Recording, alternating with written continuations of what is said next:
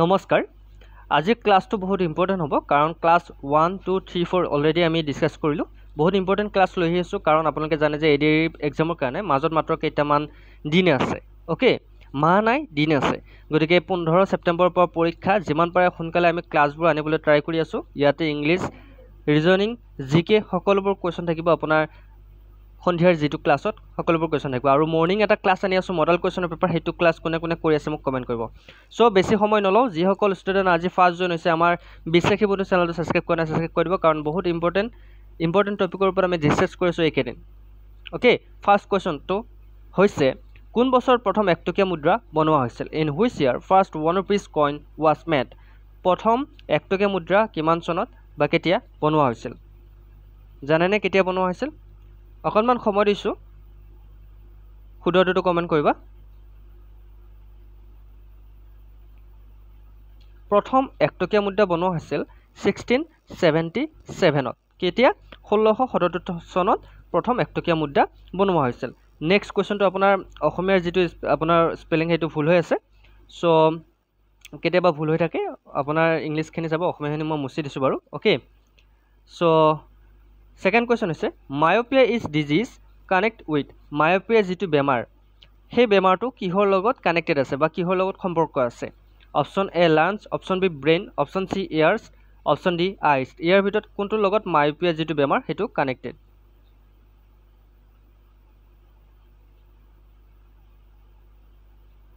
খুদৰটো হৈছে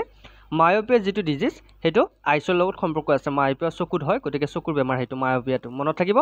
নেক্সট কোৱেশ্চনটো লাইছো ভিটামিন সি আনটা নাম কি বা ভিটামিন সি আন কি নামেৰে জনা যায় ভিটামিন সি অলসো নোন এজ ভিটামিন সি কি নামেৰে জনা যায় এটো পৰীক্ষাত আহা কোৱেশ্চন হয় মই যিকিটা কোৱেশ্চন আনিছো আপোনাৰ আগৰ কোৱেশ্চন পেপাৰৰ পৰা কোৱেশ্চন আনা হৈছে সো সিলেক্টিভ কোৱেশ্চন হয় yes ভিটামিন সি আনটা নাম হৈছে এসকৰ্বিক এসিড হৈছে ভিটামিন সি আনটা নাম পৰীক্ষাত কিন্তু আহিলে এৰি থৈ নাহিব কিন্তু নেক্সট কোৱেশ্চনটো লৈ আহিছো ইনসুলিন আৱিষ্কাৰ কৰিছিল ইনসুলিন কোনে আৱিষ্কাৰ কৰিছিল insulin was discovered by insulin কোনে আৱিষ্কাৰ কৰিছিল বহুত ইম্পৰ্টেন্ট কোৱেশ্চন এটো জানেনে ইনসুলিন কোনে আৱিষ্কাৰ কৰিছিল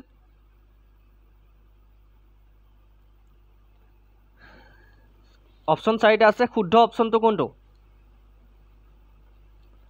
yes correct ইনসুলিন আৱিষ্কাৰ কৰিছিল এফ বেন্ডিং আৰু ইনসুলিন কিহৰ কাৰণে ডায়াবেটিস হোৱা মানুহসকলে ইনসুলিন ইউজ কৰে ওকে সো এফ বেন্ডিংয়ে ইনসুলিন আৱিষ্কাৰ কৰিছিল নেক্সট কোৱেশ্চনটো লাইছো বিশ্ব ব্যৱসায় সংস্থাৰ মুখ্য কাৰ্যালয় ক'ত আছে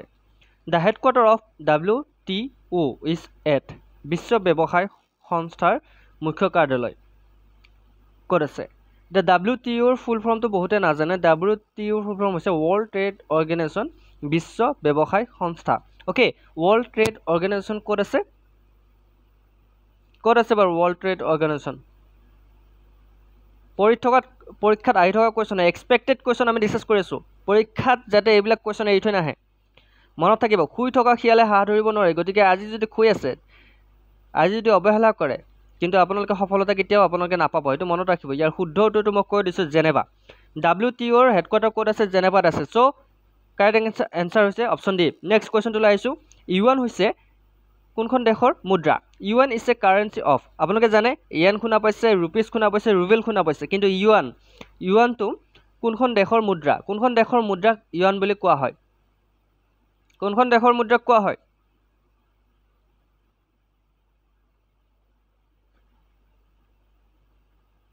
একদম কাৰেক্ট চাইনা চীন দেশৰ মুদ্ৰাক ইউয়ান বুলি কোৱা হয় কি বুলি কোৱা হয় ইউয়ান ওকে স্পেলিংটো মনত ৰাখিব YUAN ইউয়ান আৰু জাপানৰ মুদ্ৰাক কি বুলি কোৱা হয় জাপানৰ মুদ্ৰাক কোৱা হয় ইয়েন বুলি কোৱা হয় আমেৰিকাৰ মুদ্ৰাক আপোনাৰ ডলাৰ বুলি কোৱা হয় ইটালীৰ মুদ্ৰাক কি বুলি কোৱা হয় মোক কমেন্ট কৰিবচোন ইটালীৰ মুদ্ৰাক কি বুলি কোৱা হয় মোক হেতু কমেন্ট কৰিব মই তিনটা অপচনৰ কৈ দিলো বাৰু মুদ্ৰাৰ নাম নেক্সট কোৱেশ্চনটো লাইছো সন্তোষ ট্ৰফি কোনখন খেলৰ লগত জড়িত সন্তোষ ট্ৰফি ইজ এছ'চিয়েটেড উইথ ইয়াৰ লগত কোনখন খেলৰ লগত সন্তোষ ট্ৰফি জড়িত আছে বা সম্পৰ্কিত কোনখন খেলৰ লগত সন্তোষ ট্ৰফি জড়িত হৈ আছে শুদ্ধ উত্তৰটো হৈছে সন্তোষ ট্ৰফি ফুটবলৰ লগত ৰিলেটেড গতিকে সন্তোষ ট্ৰফি কাৰ লগত জড়িত হৈছে ফুটবলৰ লগত জড়িত হৈছে option B is right answer next কোৱেশ্চনটো লাইছো 10 টকীয়া নোট এখনত কিমান ভাষা ব্যৱহাৰ কৰা হৈছে how many language are used on a 10 rupees note আমি যে 10 টকাৰ নোটখন ব্যৱহাৰ কৰোঁ সেই 10 টকাৰ নোটখনত কেইটা ভাষা আছে কোনে ক'ব পাৰিব কোনোবাই চাইছিল নে আজিলৈকে যে নোটখনত কেইটা ভাষা ইতিমধ্যে দিয়া আছে হয়তো বহুতে চোৱা নাই কাৰণ এনেকুৱা কমন কোৱেশ্চন হয়তো আপোনালোকৰ চকুৰ আগত থাকে এনসাৰটো আপোনালোকে জানে তথাপি আপোনালোকে পৰীক্ষাত নোৱাৰে লিখিব কাৰণ এনেকুৱা ধৰণৰ কোৱেশ্চন যদি আপোনালোক সুধি দিয়ে তেনেহলে বিপংগত পৰিব সেই কাৰণে কৈছো সৰু সৰু বস্তুৰ পৰা আপোনালোকে কালেক্ট কৰিবলৈ ট্ৰাই কৰিব 10 টকীয়া নোট এখনত 15টা ভাষা ব্যৱহাৰ কৰা হৈছে মনত ৰাখিব 15টা option D is right answer কেইটা ভাষা 15টা ভাষা 10 টকীয়া নোটখনত ব্যৱহাৰ কৰা হৈছে নেক্সট কোৱেশ্চনটো লাইছো ব্ৰিটেনৰ চৰকাৰী নথিপত্ৰ বা নথিখন কি নামেৰে জনাজাত the official document of UK is known as আপোনালোকে জানে যি ব্ৰিটেনৰ ডকুমেণ্ট যেনে ধৰক আমাৰ ইণ্ডিয়ান ডকুমেণ্ট পাছপৰ্টৰ পৰা আদি কৰি হওক সকলোবোৰ ডকুমেণ্ট ইণ্ডিয়ান ডকুমেণ্ট বুলি কয় ঠিক তেনেকৈ প্ৰতিখন দেশৰে ডকুমেণ্ট আছে গতিকে ইউকে ডকুমেণ্ট বা ইউকেৰ অফিচিয়েল ডকুমেণ্টবিলাকক কি নামেৰে জনা যায়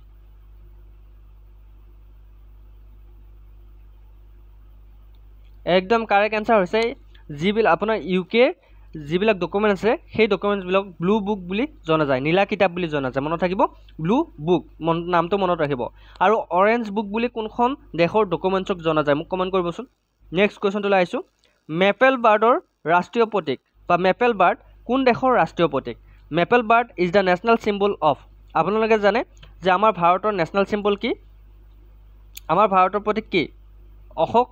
স্তম্ভটো আমাৰ ভাৰতৰ প্ৰতীক হয়নে আৰু আপোনাৰ নেশ্যনেল এনিমেল কি টাইগাৰ হয়নে নেশ্যনেল বাৰ্ড কি আমাৰ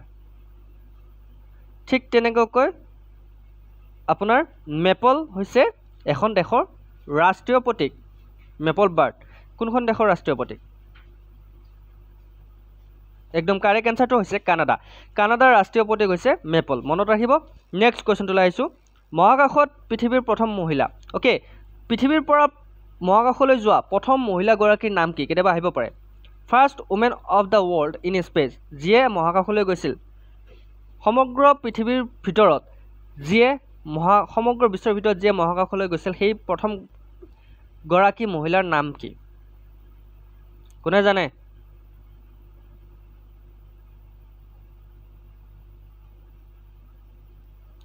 একদম correct option C is right answer Valentina Tereshkova হৈছে মহাকাশত যোৱা প্ৰথম মহিলা মনত থাকিব নেক্সট কুৱেশ্যনটো লাইছো হাৰিয়াংকা বংশৰ প্ৰতিষ্ঠাতা কোন হাৰিয়াংকা ডাইনেষ্টি ৱাজ এষ্টাব্লিছড বাই কোনে প্ৰতিষ্ঠা কৰিছিল হাৰিয়াংকা ডাইনেষ্টি হাৰিয়াংকা যি বংশ সেই বংশ কোনে প্ৰতিষ্ঠা কৰিছিল কোনে কৰিছিল একদম কাৰেক্ট বিম্বিসাৰে হাৰিয়াংকা ডাইনেষ্টি প্ৰতিষ্ঠা কৰিছিল okay am I right Bimbisara মনত থাকিব নেক্সট কুৱেশ্যনটো লাইছো ফাইণ্ড দ্য কাৰেক্ট ৱৰ্ড কিছুমান আপোনালোকে ইংলিছৰ কুৱেশ্যন দিয়া থাকিব যে আপোনালোকক এটা শব্দ দিয়া থাকিব আৰু সেই শব্দটোৰে কেইটামান অপশ্যন দিয়া থাকিব গতিকে সেই শব্দটো কোনটো শুদ্ধ আপোনালোকক বাছি উলিয়াব দিব ঠিক এনেকৈ গতিকে ইয়াতে এম্বেৰেছমেণ্ট এটা শব্দ ইয়াৰ ভিতৰত কাৰেক্ট এম্বেৰেছমেণ্ট কোনটো ইয়াৰ ভিতৰত কোনটো correct A B C D ইয়াৰ ভিতৰত কোনটো কাৰেক্ট কাৰেক্ট এম্বেৰেছমেণ্ট কোনটো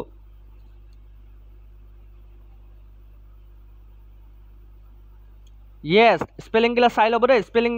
pot bahut question ahe kintu option d is right answer e m embarrassment শব্দটোত আপোনাৰ স্পেলিং হৈছে e m b a double r a double s m e n t এইটো হৈছে correct এই গিটা হৈছে ৰং গতিকে এনেকুৱা কোৱেশ্চন চাই যাব পৰীক্ষাত নেক্সট কোৱেশ্চনটো লাইছো ইয়াতেও আপোনালোকক এটা আৰ্কিওলজি শব্দ এটা শুদ্ধ ৰূপটো কোনটো আপোনালোকক উলিয়াব দিছে ইয়াৰ শুদ্ধ শব্দটো কোনটো আৰ্কিওলজি আৰ্কিওলজিত কি আৰ্কিওলজি বাননত কি আছে স্পেলিং কি আছে আৰ্কিওলজি এ আৰ চি এইচ এ ই উ এল ও জি ৱাই গতিকে কোড আছে অপশ্যন এ আছে অপশ্যন এ আছে ৰাইট আনসাৰ মনত থাকিব নেক্সট কুৱেশ্যনটো লাইছো তলৰ কোনটো হাৰ্ডৱেৰ আৰু সফটৱেৰ নহয় which of the following is hardware and software is not hardware and not software সৰি কুৱেশ্যনটো অকণমান কোৱাত ভুল হৈছে which of the following is hardware and not software তলৰ কোনটো হাৰ্ডৱেৰ আৰু সফটৱেৰ নহয়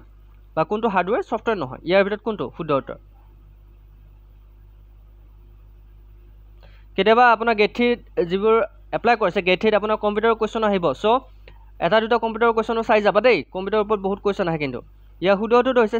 CPU only hardware not software, okay. কিন্তু বাকীকেইটা software, excel software, printer driver software, operating system ছফ্টৱেৰত পৰে, কিন্তু CPUটো ছফ্টৱেৰত নপৰে। CPUৰ ফুল ফৰ্ম হৈছে কি বাৰু? মোক কমেণ্ট কৰিবা। চ' আজিৰ ভিডিঅ'টো এইকেইটাই আছিল কুৱেশ্যন, অকণমান কমকৈ কুৱেশ্যন লৈ আহিছোঁ, টাইম শ্বৰ্ট। গতিকে এই 15টা কুৱেশ্যনৰ ভিতৰত কোনে 15টা কাৰেক্ট কৰিলে মোক কমেণ্ট কৰিবা, অ'কে। আৰু আজি ক্লাছটো কৰি কেনেকুৱা লাগিল জনাবলৈ নাপাৰিবা। চ' সদায় আপোনালোকৰ মাজত মই দায়বদ্ধ যে ভাল ভাল কুৱেশ্যনৰ লগতে ADAR চিলেকশ্যন পাব পৰা কিছুমান কোৱালিটি বেষ্ট টপিকৰ ওপৰত ভিডিঅ' লৈ আহা। গতিকে আপোনালোকে মৰম দিব, আশীৰ্বাদ দিব, আৰু যিমান পাৰে সিমান সোনকালে আমাৰ চেনেলটো 50,000 কৰি দিয়ক। চ' আজিলৈ ইমানেই। অন্য এটা ভিডিঅ'ত আকৌ লগ পোৱাৰ প্ৰতিশ্ৰুতিৰে জয় হিন্দ, জয় আই অসম।